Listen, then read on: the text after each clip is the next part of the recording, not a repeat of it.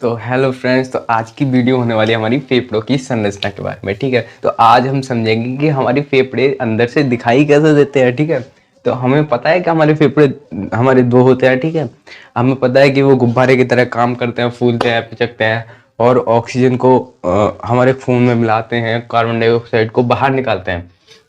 लेकिन देखेंगे इसके अंदर की संरचना कैसी होती है, ये दिखने में अंदर से कैसा होता है। तो देखो, फेफड़े की बाहरी सतह चिकनी होती है। ठीक है, चिकनी होती है मतलब कि एकदम इस तरह की होती है जैसे किसी ने खाल पे तेल लगा दिया। ठीक है, तो फेफड़े की बाहरी सतह तो चिकनी होती है तथा सपाट होती है, इकसार होती है बिल्कुल। जबकि आंतरिक संरचना मधुमक्खी के छत्ते के समान होती है।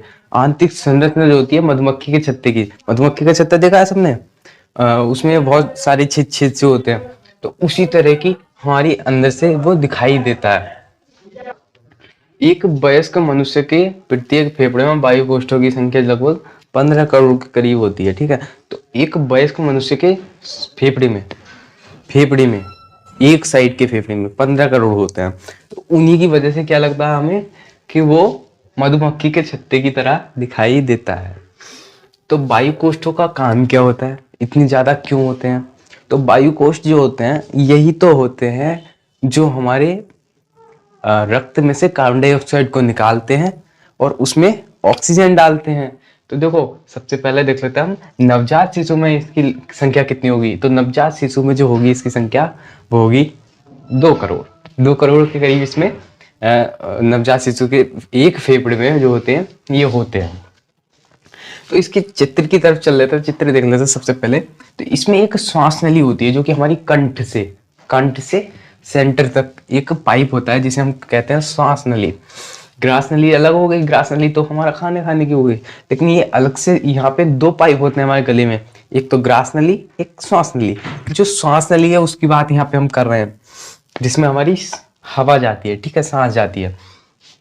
तो श्वास नली से जब हमारा अंदर हवा जाती है तो वो कहाँ हो जाती है, 2 भागों में विभाजित। ये जो पाइप है हमारा 2 साइड को ऐसे करके यहाँ से जा रहा है। दोनों साइड क्या है हमारे फेफड़े। ठीक है, फेफड़े या कह सकते हैं एक तरह से बलून हैं दोनों तरफ लगे हुए।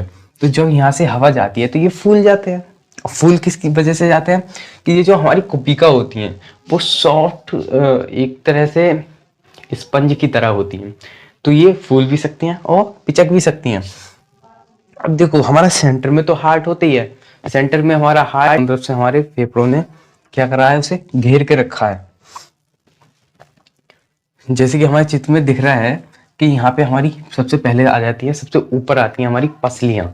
पसलियां क्या करती हैं, हमारी सुरक्षा करती हैं कि अगर कोई बाहर से आघात होता है तो हमारे अंदर के ऑर्गन्स जो हैं वो सुरक्षित रहें। ठीक है, तो जो पसलियां मिलकर के क्या बनाती हैं, एक सुरक्षा कवच बनाती हैं। उसके अंदर एक पतली झिल्ली लगी होती है, पतली झिल्ली, जिससे कि अंदर का जो प्रेशर है बाहर ना निकल पाए। उसके बाद होते हैं हमारे फेफड़े रखे हुए। ठीक है, फेफड़े जो होते हैं उसके अंदर होते हैं, किसके, झिल्ली के। अब उस झिल्ली के अंदर जो हमारे फेफड़े जो है सुरक्षित रहते हैं। अब फेफड़े का कलर कैसे होता है, तो ये फेफड़े का कलर जो होता है वो नीला भी हो सकता है, और जो स्मोकिंग करता है उसके फेफड़ों का कलर होता है काला। ठीक है, स्मोकिंग करने से हमारे फेफड़े का कलर कैसे होता है, डार्क काला। वैसे हमारा हल्का ब्लू जैसा होता है। अब देखो, फेफड़ों में जब हमारे ये पाइप इधर इधर को बट गए, ठीक है, जैसे पेड़ की टहनियां बढ़ती हैं, अब इनको क्या कहते हैं, इनको श्वानिका। श्वानिका हमारी श्वास नली को जब हम छोटी छोटी शाखाओं में बढ़ के उसे कहते हैं श्वानिका। और इस श्वानिका में से भी बहुत बारीक बारीक बारीक बारीक बढ़ती हैं, इसे उसे कहते हैं हम क्या, कुपिका नालिका। कुपिका नालिका,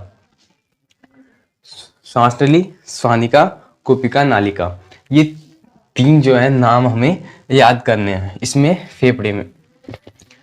ये 3 नाम जो है बहुत इंपॉर्टेंट है, क्योंकि हमारी ये जो श्वास नली है ये तीन तरह की नलियों में बढ़ती है। श्वास नली तो हमारी एक मेन हो गई, तो उसमें से जो निकली वो श्वानिका हो गई। ठीक है, और श्वानिका में से जो पतली पतली निकली उन्हें कहते हैं हम कुपिका। क्लियर। अब देख लेते हैं हम कि वायु कोश क्या होता है। तो जो कुपिका से जुड़ा हुआ होता है उसे कहते हैं वायु कोश। जैसे कि हमारे ये गोल गोल दिख रहा है, इसे कहते हैं वायु कोश। और नीचे की ये जो पाइप है उसे कहते हैं कुपिका नालिका। अब इसके नीचे होता है डायफ्राम। डायफ्राम बेसिकली एक यहाँ से लेकर के यहाँ तक की एक पेशी है, ठीक है। यहाँ से यहाँ तक की एक पेशी है जो वैक्यूम क्रिएट करती है। जब वो ऊपर को उठती है, ठीक है, तो हमारे फेफड़े में जो है फेफड़े सिकुड़ जाते हैं, जिससे कि इनके अंदर की हवा जो है बाहर निकल जाती है। और जब ये नीचे को आती है, ठीक है, फैलती है, तो हमारे वैक्यूम जो है बढ़ता है, जिससे कि हमारी सांस जो है अंदर जाती है। और उसमें से क्या प्रक्रिया होती है कि ऑक्सीजन जो है रक्त में मिल जाती है, और रक्त में जो उपस्थित कार्बन डाइऑक्साइड है, CO2 है, वो हमारी वायु में निकल के बाहर निकल जाती है। तो इसी को कहते हैं हम फेफड़ों की संरचना, ठीक है। फेफड़ों की संरचना में हमने इसकी कार्यविधि भी आपको समझा दी। तो देखो, सबसे पहले देखो, ये है हमारी किताब की लैंग्वेज। अगर हम इस तरह से पढ़ेंगे तो पेपर में जाके सिर खुजाएंगे, ठीक है। तो ये जो है पढ़ने का एक तरह से है तो तरीका तो अच्छा है, लेकिन जो है ये ज़्यादा याद रखने वाला नहीं है। तो हमें याद ऐसा करना है कि हम कभी भूलें नहीं। तो देखो, अगर आपको 10th क्लास की साइंस की इजी नोट्स चाहिए तो नीचे डिस्क्रिप्शन में मैं लिंक दे दूंगा अपनी ईमेल का, वहाँ पे मुझे कांटेक्ट करें, मैं आपको PDF बना करके सेंड कर दूंगा। तो देखो, सबसे पहले देख लेते हैं, प्रत्येक वायु कोष्ठ का संबंध एक श्वासनी से होता है। जो हमारी जो शाखाएं निकली है ना, दो शाखाएं निकली है ना मेन पाइप से, श्वास नली से, तो उनसे जो है प्रत्येक कुपिका जुड़ी होती है। किसके द्वारा? प्रत्येक वायु कोश जो है उससे जुड़ा रहता है। किसके द्वारा? कुपिका नालिका के द्वारा। कुपिका नालिका जो है हमारा सबसे पतला वाला पाइप है, ठीक है। प्रत्येक श्वासनी जो श्वास नली के 2 भागों में बंटने से बनती है। जो हमारी श्वास नली जो है उसके 2 भागों में बंटने से क्या बनती है? हमारी श्वास नली। श्वासनी, श्वास नली से बनती है हमारी श्वासनी। तो फेफड़ों में प्रवेश करके अनेक शाखाओं उपशाखाओं में बढ़ जाती है। शाखाएं मतलब कि जैसे हमारा पेड़ होता है ना, पेड़ की डाली इधर भी फैली, इधर भी फैली, इधर भी फैली, तो उसी तरह से ये जो है पूरे में फैल जाती है फेफड़े के अंदर। अंतिम रूप से बनी अत्यंत महीन उपशाखाओं को कुपिका कहते हैं। अंतिम रूप से, ठीक है, जो हमारी शाखाएं निकल गई, फिर जो पत्ती होती है पेड़ की, उसकी जो पत्ती के बीच में जो पाइप होता है, पतला वाला पाइप, उसे हम कह रहे हैं यहाँ पे कुपिका। पेड़ नहीं है अंदर, पेड़ से समझा रहा हूँ सिर्फ, ठीक है। तो पत्ती का जो वो छोटा सा टुकड़ा होता है टहनी का, पतला वाला, तो वो है कुपिका। डाली हो गई हमारी श्वासनी, और जो पेड़ की तना हो गई वो हो गई हमारी वायु कोष्ठ। क्लियर? क्लियर। तो देखो, इतना तो हमारा क्लियर हो गया, ठीक है। कुपिका किसे कहते हैं? कुपिका हमारी क्लियर है। तो प्रत्येक कुपिका नालिका के सिरे पर एक अंगूर के गुच्छे के समान संरचना पाई जाती है। अंगूर के गुच्छे के समान, ठीक है। जैसा हमारा अंगूर होता है ना गोल गोल, तो वैसा ही इसमें होता है, जिन्हें हम वायु कोश कहते हैं। वायु कोश जो है हमारा अंगूर जैसा दिखाई देता है, गोल गोल दिखाई देता है, ठीक है। जिन्हें वायु कोश कहते हैं। प्रत्येक वायु कोश में 2 अथवा 3 छोटे छोटे थैलीनुमा वायु कोष्ठ होते हैं, ठीक है। वायु कोष्ठ के अंदर भी 2 होंगे या फिर 3 हो सकते हैं, कोष्ठ होते हैं। कोष्ठ मतलब कमरा टाइप बने हुए होते हैं, ठीक है। वायु कोष्ठों की भित्ति अति महीन होती है। वायु कोष्ठ की जो पतली वो जो लेयर है ना ऊपर से, जो उसकी स्किन है वो बहुत ज्यादा पतली होती है, ठीक है। यह चपटी पतली कोशिकाओं की बनी होती है। इसी जो होती है, इसमें कोशिकाएं होती हैं बहुत चपटी और पतली। चपटी मतलब कि पिचकी हुई, पतली पतली कोशिकाओं से ये बनी हुई होती है। वायु कोष्ठों की बाहरी सतह पर रुधिर कोशिकाओं का जाल फैला रहता है, ठीक है। जो रुधिर कोशिकाएं होती हैं जिसमें हमारा रक्त जो है संचालित होता है, तो वो जो है वो कोशिकाएं इसके चारों तरफ फैली रहती हैं, जाल जैसी बनाती हैं। तो ये जाल फुफ्फुस धमनी के अधिकतम रूप में शाखित होने से बनता है। तो फुफ्फुस धमनी जो होती है उसमें से ये जाल जो है निकलता है, ठीक है। ये कोशिकाएं जो है निकलती हैं, जो जाल हमारा बनाती हैं। तो इसमें क्या होता है, इन कोशिकाओं में ऑक्सीजन रहित रुधिर आता है। तो हमारा इन कोशिकाओं में ऑक्सीजन रहित रुधिर आता है, मतलब कि कार्बन डाइऑक्साइड वाला रुधिर आता है, ठीक है। तो किसमें आता है वो रुधिर को, जो हमारी कोष्ठ में पतली पतली कोशिकाएं थी, ठीक है। और कोशिकाएं किससे जुड़ी हुई थी, वो थी हमारी फुफ्फुस धमनी से। तो सिंपल सा कोशिकाओं में से फुफ्फुस धमनी में, फुफ्फुस धमनी से कोशिका में जा रहा है। तो फुफ्फुस धमनी में हमारा कैसा ब्लड हो गया, कार्बन डाइऑक्साइड युक्त, ठीक है। जिसमें कार्बन डाइऑक्साइड पाई जाती है, अशुद्ध रुक्त जो है हमारी फुफ्फुस धमनी में होता है, जिससे कि हमारे फेफड़ों में फैल जाता है जाल की तरह, और वो जाता है सीधा कहाँ पे, वायु कोष्ठ में। वायु कोष्ठ क्या कहता है, इसमें CO2 की मात्रा अधिक होती है, जो हमारा ब्लड जाता है इसके अंदर। तो वायु कोष्ठ में CO2 को बाहर विसरित हो जाता है, कर देता है, ठीक है। वायु कोष्ठ जो है क्या करता है, हमारी जो कार्बन डाइऑक्साइड है ब्लड में, उसे बाहर निकाल देता है। और जो बाहर का ऑक्सीजन है, ठीक है, जो वायु में ऑक्सीजन है, तो वो जो है कोशिकाओं के रुधिर में विसरित हो जाती है, कोशिकाओं के रुधिर में, ठीक है।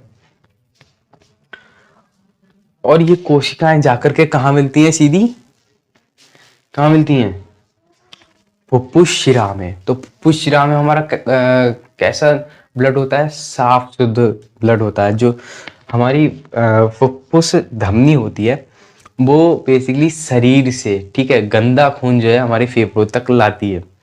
और जो फुफ्फुस शिरा होती है, वो फेफड़े से दिल तक क्या ले जाती है, शुद्ध खून को ले जाती है। अच्छा, इसे धमनी क्यों कह रहे हैं, उसे शिरा क्यों कह रहे हैं। धमनी होती है पतली, और इसकी जो चारों तरफ की वो होती है खाल जो होती है, जो जो पेशी होती है उसकी, वो मोटी होती है। और जो शिरा होती है, ठीक है, तो शिरा होती है हमारी मोटी, इतनी भी मोटी नहीं होती, शिरा होती है हमारी थोड़ी धमनी से मोटी। तो उसकी जो बाहरी खाल जो होती है, वो होती है थोड़ी पतली। तो समझ में आ गया, समझ में आया। अब कल जो वीडियो लाना है, ला रहा हूँ, उसे जरूर देखना, ठीक है। डिस्क्रिप्शन में लिंक दे दूंगा, उस वीडियो को जरूर देखना। और ये वीडियो अगर पसंद आई हो तो लाइक कर देना।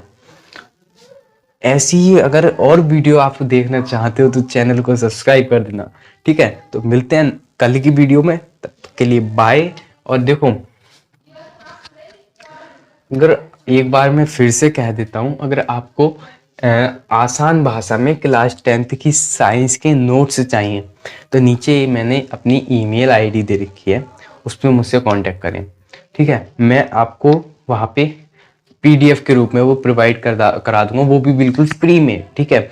मैं ये चाहता हूँ कि जो बच्चे मेरी वीडियो देखते हैं, ठीक है, जो स्टूडेंट्स मेरी वीडियो देखते हैं, तो वो मेरी वीडियो देख करके कुछ सीखें, ठीक है, एग्ज़ाम में अच्छे नंबर लाएं, ठीक है। तो मेरा जो है मोटिव है पढ़ाने का, कि मैं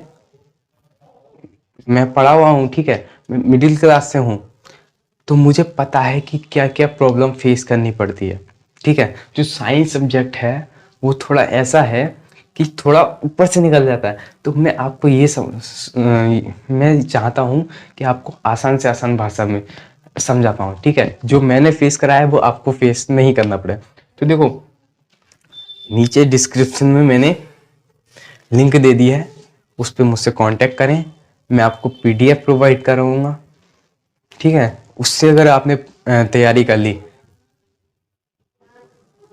तो 99 नंबर आएंगे, 100 में से 99 नंबर पक्के। ठीक है, तो फिर मिलते हैं नेक्स्ट वीडियो में, तब तक के लिए बाय, टाटा।